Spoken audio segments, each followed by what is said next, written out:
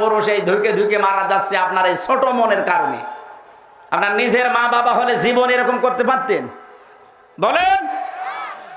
খালি নামাজ পড়ে রোজা রেখে কালো বোরকা পরে আপনি জান্নাতে যাবেন, কে বলেছে? তিরমিজি শরীফের হাদিস, 4টা গুণ যদি কোনো মহিলার ভেতরে না থাকে ও জীবনও জান্নাত পাবে না। নাকি হাদিস বলবো না? আমার নিজের এলাকা হয়, এখানে আমার মা আছে, চাচি আছে, বউ আছে, ফুফু আছে, মেয়েরা আছে। এই কারণে আমি সবচাইতে বেশি ভালোবাসি এই জেলাকে। আপনাদের আমি বাঁচাতে চাই। আপনারা ভুল পথে আছেন, মনে করছেন আমি এত নামাজ পড়ি, এরকম রোজা রাখি, এত বড় কালো বোরকা পরি, আমি জান্নাত যাব না। কিসের জান্নাত আপনার? 4টা কাজ যদি জীবনে কারো না থাকে, জান্নাতের কোনো দরজা তার জন্য খোলা থাকবে না। তিরমিজি শরীফের হাদিস, আল্লাহর নবী বলেন, ইদা নাজারা ইলাইহা সাররাতুহু, যখন কোন স্বামী বাইরে থেকে এসে তার স্ত্রীর দিকে তাকাবে, প্রথম নাম্বারে স্ত্রীর কাজ সব কিছু বন্ধ করে দিয়ে স্বামীকে আনন্দ দেওয়া। সে কথাবার্তা দিয়ে হোক, আচার আচরণ দিয়ে হোক, যেভাবেই হোক। দরকার হয় কাঁতো কুতো দেবেন, কি অসুবিধা কি? অনেকে ভাবিকে দেয়, পাশের বাড়ির ভাবিকে দেয়। কাঁতো কুতো তো দেওয়া দরকার ছিল এই লোকটারে। এখানে বেশিরভাগ সব আমার চাচা আর বাবারা বসে আছে। মায়েরা, চাচিরা যারা এসেছেন, আপনাদেরকে আমি বাঁচাতে চাই। আপনি নামাজ দিয়ে, রোজা দিয়ে, কালো বোরকা দিয়ে জান্নাত যেতে পারবেন না, আমি গ্যারান্টি দিচ্ছি। জীবনও পারবেন না। স্বামী যখন বাইরে থেকে আসবে, মাঠে ঘাটে থেকে, বাজার ঘাট থেকে, ব্যবসা বাণিজ্য যখনই আসবে, আপনার প্রথম কাজ এইটা, তাকে আনন্দ দেওয়া লাগবে। এমন একটা ব্যবহার আচার দেখাবেন, দরকার হয় দাঁত সব বের করে পড়ে থাকবেন। হ্যাঁ, তিরমিজি শরীফের হাদিস, যে কয়টা দাঁত আপনার স্বামী দেখবে, ওই কয়টা নফল হজের সওয়াব হবে। আমার মা বসে আছে, আমার মা আর বাবা এবার আমার রমজানে আমার সাথে উমরা হজে যাবে। একবার হজ করে একটা হজের সওয়াব পাবেন। আর বাবাকে খুশি করতে পারলে ও 32টা হজের সওয়াব পাবে। 32টা দাঁত যদি থাকে। আমার মনে হয় হাদিস শুনে যদি এখন মা বোনেরা বাড়ি যেয়ে দেখেন দাঁত কেলিয়ে পড়ি আছে, না হুজুর বলে দিল আমি আর দাঁত বন্ধ করবো না, যা আছে কপালে। 2 নম্বরে, ওয়াইদা গাবা আনহা হাফিজাতুহু, স্বামী যখন বাইরে যাবে তখন নিজেকে কন্ট্রোল করবেন। নিজের ইজ্জত, আবরু, সম্ভ্রম, নিজের স্বামীর সম্পদ এবং তার সন্তান, এগুলো দেখে শুনে রাখার দায়িত্ব আপনার। এটা নামাজ রোজার মতো ফরজ, অথচ এই দায়িত্বটা হাজারো মহিলারা পালন করে না। এই জন্যই তো সন্তান নষ্ট হয়ে যাচ্ছে। স্বামী বাইরে গেলেও দিন পায়। একেবারে মোবাইলে গল্প শুরু করেছি যাত্রার সাথে। মেয়েরা মোবাইলে কোন আওয়াজে কথা বলবে সেইটাও আল্লাহ কোরআনে দিয়েছেন। সূরা আহজাব 32 নম্বর আয়াত। আমি বানিয়ে বললাম। আল্লাহ রাব্বুল আলামিন বলেন, ইয়া নিসাআন নাবিয়্যি লাস্তুন্না কাহাদিম মিনান নিসা ইনিত্তাকাইতুন্না ফালা তাখদা'না বিল কওলি ফায়াতমা'আল্লাযী ফী কলবিহি মারাদুন ওয়া কুলনা কাওলান মা'রুফা। এটা তাফসীরে খাজেনে পাবেন। সূরা আহজাব 22 নাম্বার পারার 1 নাম্বার পৃষ্ঠা 3 নাম্বার লাইনে আছে। তাফসীরে খাজেন মুফাসসির বলেন, আল্লাহ ডাক দিয়েছেন, হে নবীর স্ত্রীরা, এই নবীর স্ত্রী উম্মতের জন্য এমনিতেই মা। এমনি কি মায়ের সাথে কোনো খারাপ সন্তানও খারাপ ধারণা করে, অথচ আল্লাহ মায়েদের নাম নিয়ে বলছেন, হে নবীর স্ত্রীরা, যদি কারো সাথে কথা বলতে চাও পর্দার আড়াল থেকে কথা বলবা। মোবাইলে, ফ্যাক্সে, ফোনে বলেন মোবাইল কোথায় আছে, এই শব্দগুলো আধুনিক তাফসিরে পাবেন। মোবাইল, ফোন, ফ্যাক্স সবই হেজাবের বাইরে যা আছে সবের ভেতরে আছে।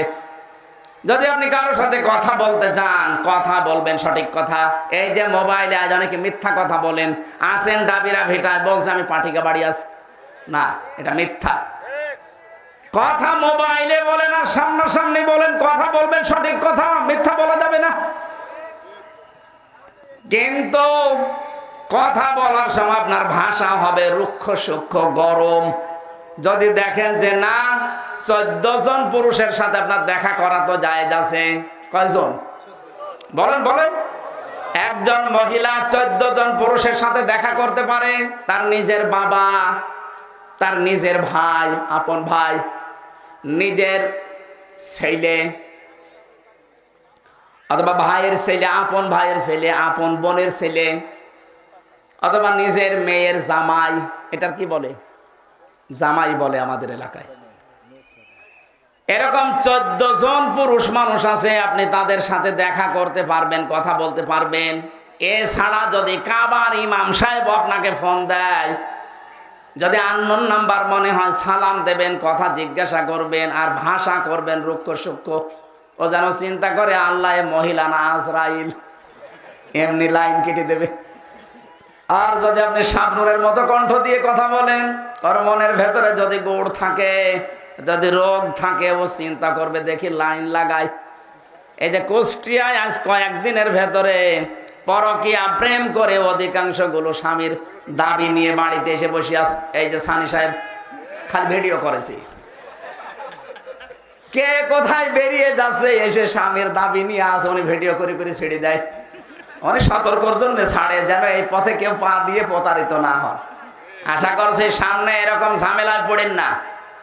আপনি মোবাইলে কোন আওয়াজে কথা বলবেন সেইটা যদি আল্লাহ দেয়, আর আপনি স্বামীর সম্পদ, স্বামীর এই কথাবার্তারা, স্বামীর ছেলে মেয়ে, তাদেরকে হেফাজত করতে পারবেন না, মানে জান্নাতের আশা করলে এটা করা লাগবে। 3 নাম্বারে এইটাই বলার জন্য আমি হাদিসটা পড়লাম। এদিকে তাকান, নাকি শেষ করে দেবো?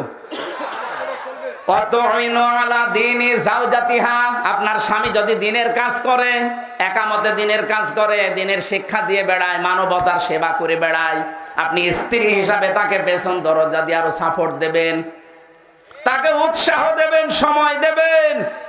কিন্তু অধিকাংশ মহিলারা রাগ করে, উল্টা পাল্টা। রাগ করার পেছনেও কারণ আছে, কারণ তো কোরআন হাদিস বোঝে না। ও যদি জানতো যে এটা কত বড় কাজ, নিজের কষ্ট হলেও স্বামীকে ইসলামী আন্দোলনের জন্য ছাড় দিত। খাদিজার জীবনী শুনেছেন? খাদিজাতুল কুবরাকে আল্লাহ জান্নাতে নিজে একটা ঘর বানিয়ে তাকে পাঠিয়ে দিয়েছেন, বলে এটা খাদিজার জন্য সুসংবাদ দাও। অথচ খাদিজাতুল কুবরা জীবনে নামাজ পড়েননি এক ওয়াক্ত, রোজা রাখেননি জীবনে একটাও, হজ করেননি, যাকাতও দেননি, কারণ এগুলো তার ইন্তেকালের পরে সব নাজিল হওয়া বিধান। বলেন তো, এই মহিলাটা জীবনে একটা নামাজ পড়লো না, রোজা রাখলো না, সেজদা দিল না, হজ করলো না, যাকাত দিল না, তার জন্য আল্লাহ জান্নাতে ঘর বানিয়ে সুসংবাদ দিয়েছেন। একটাই কারণ, সে তার স্বামীকে সব দিক থেকে সাপোর্ট দিয়েছে। তা আপনি এই কাজটা করতে পারবেন না? আপনার স্বামী যদি মানবতার কাজ করে, ইসলামের কাজ করে, একামতে দিনের কাজ করে, বাইরে যায়, তাকে সময় বের করে দেবেন। আপনার কষ্ট হলেও আপনি দেখবেন কিয়ামতে আপনার জন্য খাদিজাতুল কুবরার সাথে জান্নাত খোলা আছে। বলেন সুবহানাল্লাহ। 4 নম্বরে, স্বামী যেটা আদেশ করবে ওটা যদি জায়েজ হয়, জীবন থাকতে আপনাকে মানা লাগবে না। না জায়েজ কোনো কথা মানা যাবে না। স্বামী যদি বলে দেখি একটু টিভিটা দাও তো, নাটক দেখি, মানা যাবে? এটা জায়েজ হুকুম যেটা, আমি নিজের স্বামী, প্রত্যেকটা স্বামীর থেকে আমি অর্ডার নিয়ে বলছি, আমরা প্রত্যেকে চাই বিয়ের পরে আমার মা বাবা আমার সাথে থাকবে। এই কথা বলেন না কেন? 100টা পরিবারের 98টা বউ এটা এখন চাই না। কার কার বউ এটা চাই না? হাত তোলেন তো। একজন কে? আপনি কে? না না, আপনার এই কথা বলা ঠিক হয়। সম্মানিত মা বোনের, আলহামদুলিল্লাহ আমার এই জেলার মেয়েরা ভালো আছে।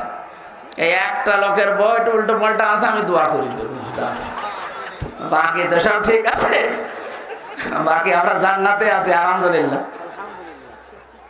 মেয়েরা যে 4টা কথা বললাম, এই 4টা পঙ্খানো মানা লাগবে। খাদিজা যদি এক ওয়াক্ত নামাজ না পড়ে, রোজা না রেখে, শুধু স্বামীর পেছনে সময় দিয়ে সব স্বামীকে উজাড় করে দিয়েছিল, একটা কারণে আল্লাহ জান্নাত বানিয়েছে, তার জন্য জান্নাতের সুসংবাদ দুনিয়ায় জিবরাইলকে দিয়ে পাঠিয়ে দিয়েছে। জোরে বলেন আল্লাহু আকবার। আমার কুষ্টিয়ার মেয়েদেরকে আল্লাহ যেন খাদিজাতুল কুবরার অনুসারী হয় তার ঠিক দান, বলেন আমিন। কেউ যদি জানা শোনার পরেও কোন জালেমকে সাহায্য করে, সহযোগিতা করে, ওর ছাপাই গায়, ও সঙ্গে সঙ্গে নবীর উম্মত থেকে বের হয়ে যায়। রাগ হচ্ছে, বরদোয়া দিচ্ছেন আমি জানি, কিন্তু সঠিকটা আমারে বলা লাগবে, কারণ আমার উপর দিয়ে গেছে, আমি টের পেয়েছি। আমি তো হালকা বললাম, কিছু না। 3টা বছর ছিলাম একটা ঘরে, 24 ঘন্টা তালা লাগানো, খাবার সকালে কটা পচা ছোলা দিত, আর দুপুরে 1 মুঠ ভাত দিয়েছে, মনে হচ্ছে কেউ মাখিয়ে দিয়েছে। আমার বাবা মা স্ত্রী খালি কষ্ট পাবে, এলাকার লোক, এই জন্য আমি কিচ্ছু বলি নাই। এরকম কঠিন অবস্থায় নিরবিচ্ছিন্ন শুধু কোরআনটা ছিল বলে আমি বেঁচে ছিলাম, না তো আমার মনে হয় আমি হার্ট ফেল করে মরে যেতাম। কত মানুষ মাঝে মাঝে দেখতাম মরে যাচ্ছে, খালি বের করে দিচ্ছে, মরে জেলখানার ভেতরে, অথচ বের করার সময় বলে যে চিকিৎসাধীন অবস্থায় মরে গেছে। কিচ্ছু না, আমার সামনে মরিস। ওরা বলে যে জেলখানার ভেতরে আজরাইল ঢোকে না, আজরাইল ঢোকে জেলখানার বাইরে, কারণ ওখানে ঢুকলে ওদের সমস্যা হয়ে যাবে যে জেলখানায় মেরে ফেলেছে। এই টেনশনে একটা মানুষকে 8 বছর, 10 বছর, 30 বছর পড়ে আছে একটা লোক। সম্মানিত মা বোনেরা, আপনার কথা এখানে একটা আসছে, এই জন্য আমি বলছি। আজ পারিবারিক জীবনে হাজার হাজার মানুষ শুধু টেনশনে, ওখানে 100 জনের মানুষ থাকলে আমার মনে হয় 10,000 মানুষ আমরা এক জায়গায়। মাত্র 100 জনের 70 জন মানুষ পারিবারিক জীবনের কারণে জেল খাটতেছে। খুব বড় মামলা না তাদের, যে এখন জল্লাদের দায়িত্বে আছে। আগে তো ছিল শাহজাহান জল্লাদ, এখন আছে ইলিয়াস জল্লাদ। ওর বাড়ি ওই চট্টগ্রামে। ফাঁসির কন্ডেম ছেলে আমার কাছে এসে মাঝে মাঝে হাত ধরে কাঁদতো, হামজা ভাই আমার জীবনটা শেষ হয়ে গেছে শুধু একটু ভুলের কারণে। সম্মানিত মা বোন যারা এসেছেন, আপনারা তো এই পুরুষের বাস্তবতা বোঝেন না, এই জন্য আমি একটু ওপেন করে দিচ্ছি। বাস্তবতা এইটা, মা বোন যারা এসেছেন, এই যে কোরআন শরীফ আমি হাত দিয়ে বলছি, আমি নিজে একজন স্বামী। যত স্বামী এখানে বসে আছে, কোন স্ত্রী তার স্বামীর মন পাবে না যতক্ষণ পর্যন্ত স্ত্রী তার স্বামীর মা বাবার সাথে ভালো ব্যবহার না করে।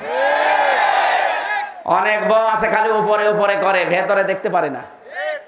দেখতে পারে না, এর পেছনে কারণ আছে। ওই বউটাকে শুধু ওর মা আর ওর বড় বোন খোঁচা, এই কতদিন আর সাথে থাকবে, তাড়াতাড়ি আলাদা হয়ে যা, ওদেরকে বেনো করে দেয়। কথা বলছে না কেন? এরকম বউ দেশে নেই।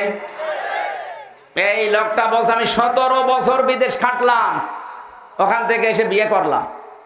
2 দিন পর পর দেখে আমার মায়ের সাথে আমার বর মিল নেই। কিছু দিতে গেলে আমার বোনকে, মাকে, এ বর আর মন পাওয়া যায় না, খালি গন্ডগোল করে। ওর একদিন সংশোধনের জন্য একটা থাপ্পড় দিলাম, ও ছাতা মরি গেছে। মানে একটু জোরে লেগেছিল হয়তো, এমন জায়গা মতো লেগেছে, মরি গেছে। ওর বাবা মা মামলা দিল, মার্ডার মামলা। এই যে আমি পড়ি আছি, আজ 30 বছর আমার জেল। তো বলেন ওর জীবনে আর কি থাকবে বলেন তো? খুব বড় মামলার আসামি, ও তো সংশোধনের জন্য। তাহলে আপনার এই ছোট বোনের কারণে লোকটার জীবন শেষ। এরকম বহু ইলিয়াস আলী পড়ি আছে। যেন আপনাদেরকে বলছি, আমি যেহেতু নিজে একজন পুরুষ, হাজারো পুরুষ এই ধুকে ধুকে মারা যাচ্ছে আপনার এই ছোট মনের কারণে। আপনার নিজের মা বাবা হলে জীবন এরকম করতে পারতেন? বলেন। খালি নামাজ পড়ে রোজা রেখে কালো বোরকা পরে আপনি জান্নাতে যাবেন, কে বলেছে? তিরমিজি শরীফের হাদিস, 4টা গুণ যদি কোনো মহিলার ভেতরে না থাকে, ও জীবনও জান্নাত পাবে না। নাকি হাদিস বলবো না? আমার নিজের এলাকা হয়, এখানে আমার মা আছে, চাচি আছে, বউ আছে, ফুফু আছে, মেয়েরা আছে। এই কারণে আমি সবচাইতে বেশি ভালোবাসি এই জেলাকে। আপনাদের আমি বাঁচাতে চাই। আপনারা ভুল পথে আছেন, মনে করছেন আমি এত নামাজ পড়ি, এরকম রোজা রাখি, এত বড় কালো বোরকা পরি, আমি জান্নাত যাব না। কিসের জান্নাত আপনার? 4টা কাজ যদি জীবনে কারো না থাকে, জান্নাতের কোনো দরজা তার জন্য খোলা থাকবে না। তিরমিজি শরীফের হাদিস, আল্লাহর নবী বলেন, ইদা নাজারা ইলাইহা সাররাতুহু, যখন কোন স্বামী বাইরে থেকে এসে তার স্ত্রীর দিকে তাকাবে, প্রথম নম্বরে স্ত্রীর কাজ সব কিছু বন্ধ করে দিয়ে স্বামীকে আনন্দ দেওয়া। সে কথাবার্তা দিয়ে হোক, আচার আচরণ দিয়ে হোক, যেভাবেই হোক। দরকার হয় কাঁতো কুতো দেবেন, কি অসুবিধা কি? অনেকে ভাবিকে দেয়, পাশের বাড়ির ভাবিকে দেয়। কাঁতো কুতো তো দেওয়া দরকার ছিল এই লোকটারে। এখানে বেশিরভাগ সব আমার চাচা আর বাবারা বসে আছে, মায়েরা, চাচিরা যারা এসেছেন, আপনাদেরকে আমি বাঁচাতে চাই।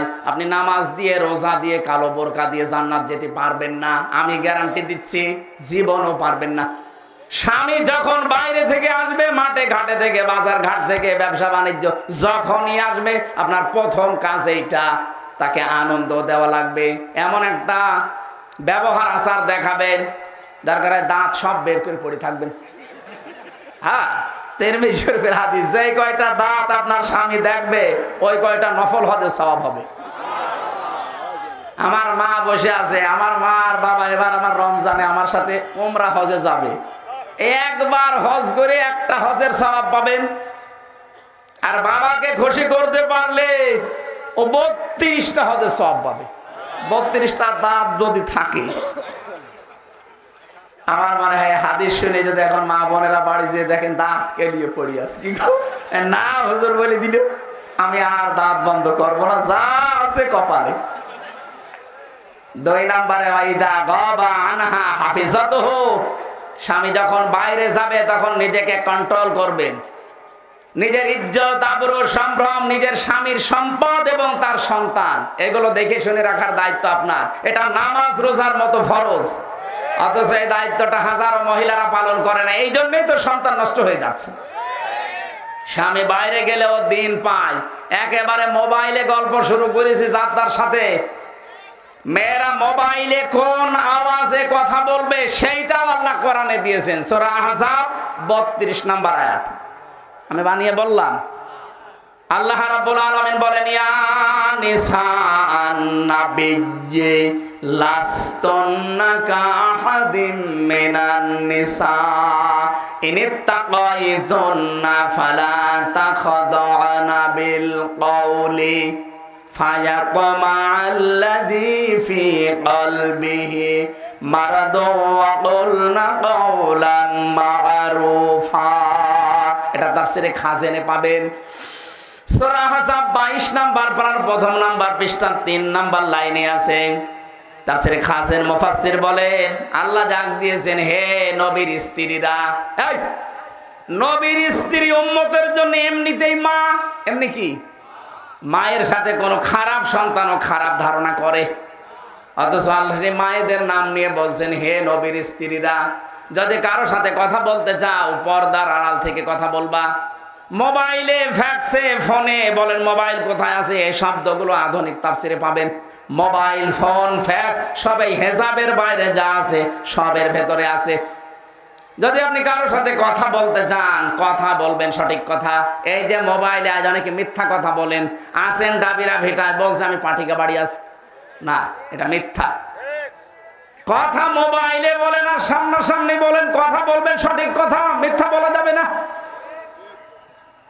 কিন্তু কথা বলার সময় আপনার ভাষা হবে রুক্ষ সূক্ষ্ম, গরম। যদি দেখেন যে না 14 জন পুরুষের সাথে আপনার দেখা করা তো জায়েজ আছে, কয়জন বলেন বলেন? একজন মহিলা 14 জন পুরুষের সাথে দেখা করতে পারে। তার নিজের বাবা, তার নিজের ভাই, আপন ভাই, নিজের ছেলে অথবা ভাইয়ের ছেলে, আপন ভাইয়ের ছেলে, আপন বোনের ছেলে, অথবা নিজের মেয়ের জামাই। এটার কি বলে? জামাই বলে আমাদের এলাকায়। এরকম 14 জন পুরুষ মানুষ আছে, আপনি তাদের সাথে দেখা করতে পারবেন, কথা বলতে পারবেন। এছাড়া যদি কাবার ইমাম সাহেব আপনাকে ফোন দেয়, যদি আননোন নাম্বার মনে হয়, সালাম দেবেন, কথা জিজ্ঞাসা করবেন, আর ভাষা করবেন রুক্ষ সূক্ষ্ম। ও যেন চিন্তা করে আল্লাহ মহিলা না আজরাইল, এমনি লাইন কেটে দেবে। আর যদি আপনি শাবনূরের মতো কণ্ঠ দিয়ে কথা বলেন, ওর মনের ভেতরে যদি গুড় থাকে, যদি রোগ থাকে, ও চিন্তা করবে দেখি লাইন লাগায়। এই যে কুষ্টিয়ায় আজ কয়েকদিনের ভেতরে পরকীয়া প্রেম করে অধিকাংশ গুলো স্বামীর দাবি নিয়ে বাড়িতে এসে বসে আছে। এই যে সানি সাহেব খালি ভিডিও করেছি, কে কোথায় বেরিয়ে যাচ্ছে, এসে স্বামীর দাবি নিয়ে আসে, উনি ভিডিও করে করে ছেড়ে দেয়। অনেক সতর্কর জন্য ছাড়ে, যেন এই পথে কেউ পা দিয়ে প্রতারিত না হয়। আশা করছি সামনে এরকম ঝামেলায় পড়েন না। আপনি মোবাইলে কোন আওয়াজে কথা বলবেন সেইটা যদি আল্লাহ দেয়, আর আপনি স্বামীর সম্পদ, স্বামীর এই কথাবার্তারা, স্বামীর ছেলে মেয়ে, তাদেরকে হেফাজত করতে পারবেন না মানে জান্নাতের আশা করলে এটা করা লাগবে। 3 নম্বরে এইটাই বলার জন্য আমি হাদিসটা পড়লাম। এদিকে তাকান, নাকি শেষ করে দেব? আপনার স্বামী যদি দিনের কাজ করে, একামতে দিনের কাজ করে, দিনের শিক্ষা দিয়ে বেড়ায়, মানবতার সেবা করে বেড়ায়, আপনি স্ত্রী হিসাবে তাকে পেছন দরজা দিয়ে আরো সাপোর্ট দেবেন, তাকে উৎসাহ দেবেন, সময় দেবেন। কিন্তু অধিকাংশ মহিলারা আরো রাগ করে, উল্টা পাল্টা। রাগ করার পেছনেও কারণ আছে, কারণ তো কোরআন হাদিস বোঝে না। ও যদি জানতো যে এটা কত বড় কাজ, নিজের কষ্ট হলেও স্বামীকে ইসলামী আন্দোলনের জন্য ছাড় দিত। খাদিজার জীবনী শুনেছেন? খাদিজাতুল কুবরাকে আল্লাহ জান্নাতে নিজে একটা ঘর বানিয়ে তাকে পাঠিয়ে দিয়েছেন বলে এটা খাদিজার জন্য সুসংবাদ দাও। অথচ খাদিজাতুল কুবরা জীবনে নামাজ পড়েননি এক ওয়াক্ত, রোজা রাখেননি জীবনে একটাও, হজ করেননি, যাকাতও দেননি, কারণ এগুলো তার ইন্তেকালের পরে সব নাজিল হওয়া বিধান। বলেন তো এই মহিলাটা জীবনে একটা নামাজ পড়লো না, রোজা রাখলো না, সেজদা দিল না, হজ করলো না, যাকাত দিল না, তার জন্য আল্লাহ জান্নাতে ঘর বানিয়ে সুসংবাদ দিয়েছেন। একটাই কারণ, সে তার স্বামীকে সব দিক থেকে সাপোর্ট দিয়েছে। তা আপনি এই কাজটা করতে পারবেন না? আপনার স্বামী যদি মানবতার কাজ করে, ইসলামের কাজ করে, একামতে দিনের কাজ করে, বাইরে যায়, তাকে সময় বের করে দেবেন। আপনার কষ্ট হলেও আপনি দেখবেন কিয়ামতে আপনার জন্য খাদিজাতুল কুবরার সাথে জান্নাত খোলা আছে। বলেন সুবহানাল্লাহ। 4 নম্বরে স্বামী যেটা আদেশ করবে ওটা যদি জায়েজ হয়, জীবন থাকতে আপনাকে মানা লাগবে না। না জায়েজ কোনো কথা মানা যাবে না। স্বামী যদি বলে দেখি একটু টিভিটা দাও তো, নাটক দেখি, মানা যাবে? এটা জায়েজ হুকুম যেটা। আমি নিজের স্বামী, প্রত্যেকটা স্বামীর থেকে আমি অর্ডার নিয়ে বলছি, আমরা প্রত্যেকে চাই বিয়ের পরে আমার মা বাবা আমার সাথে থাকবে। এই কথা বলেন না কেন? 100টা পরিবারের 98টা বউ এটা এখন চাই না।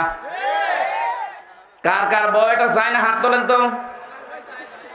একজন কে? আপনি কে? না না, আপনার এই কথা বলা ঠিক হয়।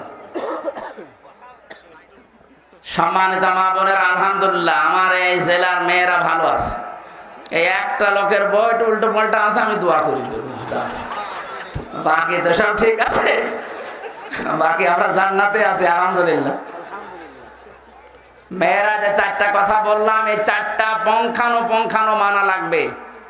খাদিজা যদি এক ওয়াক্ত নামাজ না পড়ে, রোজা না রেখে, শুধু স্বামীর পেছনে সময় দিয়ে সব স্বামীকে উজাড় করে দিয়েছিল, একটা কারণে আল্লাহ জান্নাত বানিয়েছে, তার জন্য জান্নাতের সুসংবাদ দুনিয়ায় জিবরাইলকে দিয়ে পাঠিয়ে দিয়েছে। জোরে বলেন আল্লাহু আকবার।